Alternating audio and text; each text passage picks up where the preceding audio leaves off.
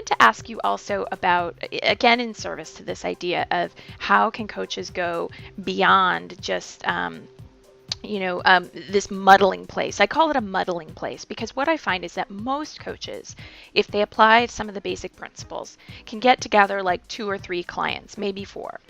And that ends up being not quite enough to really support themselves. But, it's like some success. And so then people hang out in this really discouraged sort of place. And so a lot of what I'm talking to coaches about with the update to the coaching blueprint is how do we go from what I call good to great? Kind of like Jim Collins, like going from good to great.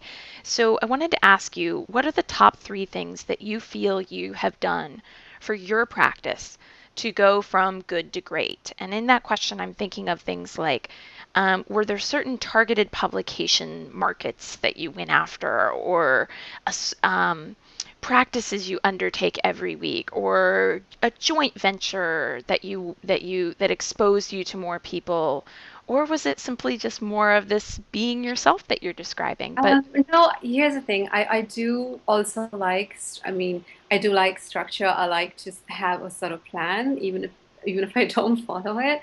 But I was modeling for a very long time. In the last 3 years, I've changed the name of my website and my branding 3 times. Yeah, and each time I just felt like I got to that point and oh yeah, this is great. And then 6 months later it changed, then it changed. The point is that as you grow and as your business grows, what you stand for might change or things might become much clearer to you, or you'll find that you either want to get more nicheified or you want to get more diversified. And that really is going to come from how confident you feel about what you are doing and all the things that you've learned as you've gone along. So, personally, for me, what's really been working for the past year is I've been very consistent with emailing my list. For the first 2 years of my business, I just didn't take it seriously at all. I was paying $20 a month for Aweber and Constant Contact, but I would email my list once a month, or I hate calling them the list, but my people, or I would email sometimes once in 3 months. In the beginning I was regular, and then I didn't know what to do, and then it became too much, and so all these things kept changing. So I was experimenting, but at one point I stopped emailing for about 6 months, and I realized it's because I really didn't like Aweber. I was using them. So that's a very specific example. But I listened to my intuition. My intuition just said, this sucks. I hate this. Move across to MailChimp. And so everybody was saying, no, you go from MailChimp to Aweber if you're really serious. You don't do it the other way. And I said, screw that. Screw what the experts say. I'm going to go with what feels good to me. And what felt good to me was the interface was so easy to use.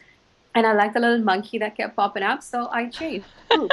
So okay, and then my list, which was stagnant at about 500 for 2 years, went from 500 to over 6,000 in less than a year. and how did you make that happen? Because that's like a good to great move right there.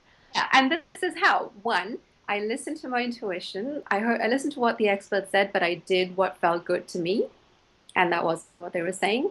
And two, I got a lot more consistent because I realized the reason I wasn't being consistent earlier was because the technology was making it hard for me. So sometimes it could be as simple as I hate this technology, get something easier. And then I made a commitment. Actually, last September was when things really started changing. I made a commitment that I was going to be really consistent with emailing.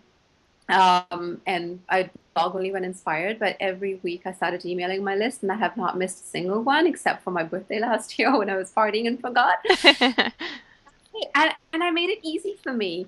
Instead of saying, oh, I need to send this weekly newsletter with all kinds of information, what's really easy for me and really fun for me to do? I just put up an inspiring quote and give one action tip, and that's it.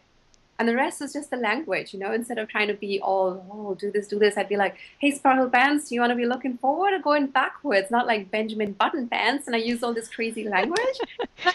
He replies back from people saying, oh my God, that was so awesome. Benjamin Button Pants, haha. So, so to recap, I got, I decided to get really consistent. I followed my feel good factor and my intuition instead of the right thing to do. And I also started posting a lot on my Facebook page. Now I love Facebook.